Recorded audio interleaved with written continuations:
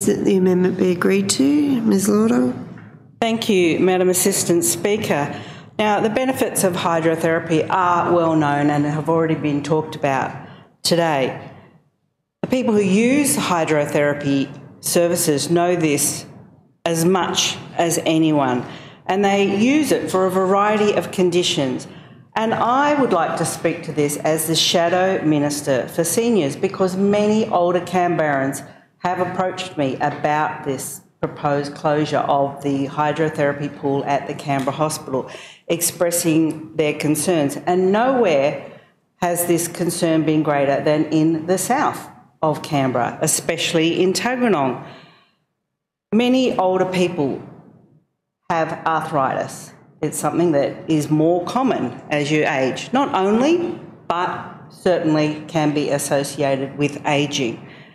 So for those older people, they may well have mobility problems due to their condition, arthritis or something else, which means that long walks to bus stops and long bus trips are not a good option for them and may create additional issues for them. They're usually accessing hydrotherapy services or hydrotherapy to assist with pain management. Warm water pools are not enough. In fact, at some temperatures, it can increase the amount of pain rather than alleviate and assist with the pain. The water has to be at the right temperature. Just having a warm water pool is not enough to assist these people. And for the University of Canberra hydrotherapy pool, whilst this is a great new facility, it's not a good option for people in, for example, the Lanyon Valley, who already had significant distances to travel to the Canberra Hospital.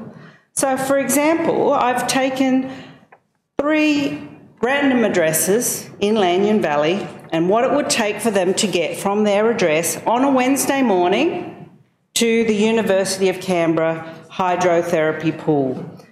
So, for example, and with apologies to the people who actually live at these addresses, because I've just randomly selected some addresses, 28 Jane Sutherland Street in Conda.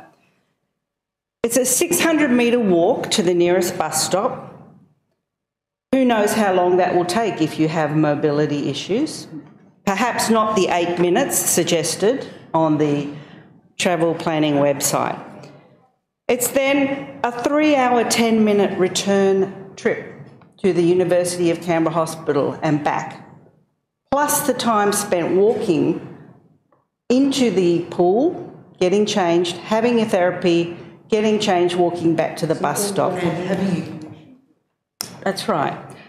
So, as opposed to currently at the Canberra Hospital, what would be a 21-minute drive, for example, they may be looking at a 5-hour round trip to get to the University of Canberra using Transport Canberra's journey planner this morning.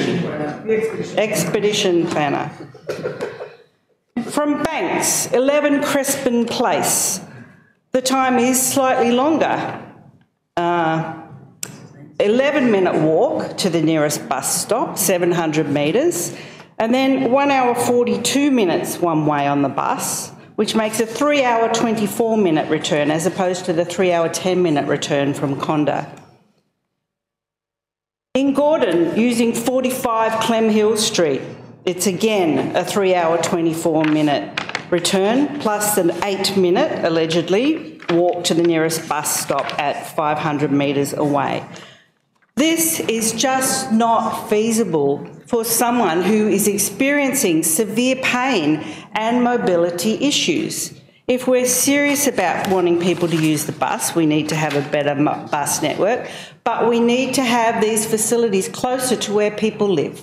That is the main point of this. And I'd like to thank Mrs Dunn for the work she's done on bringing this very much into this place and all of this considerable work that's gone on before now to do that. And as Mr Coe has alluded to, bringing it out into the public is not an easy decision for an organisation such as Arthritis ACT. I know this from my previous work in the community sector. It can be a difficult decision, but what I applaud from Arthritis ACT is what they've done is exactly what they're set up to do, and that is to advocate on behalf of their members. So I would like to thank them for doing that, for advocating what would be the best possible result for their members. That's all we ask them to do, and they've done a great job of that.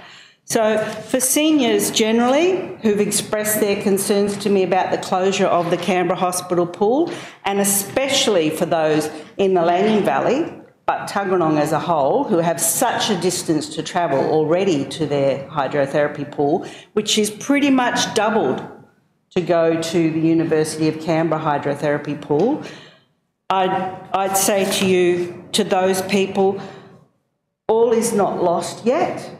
We're hopeful of a result, thanks to Mrs Dunn and an amendment from the Minister. I only hope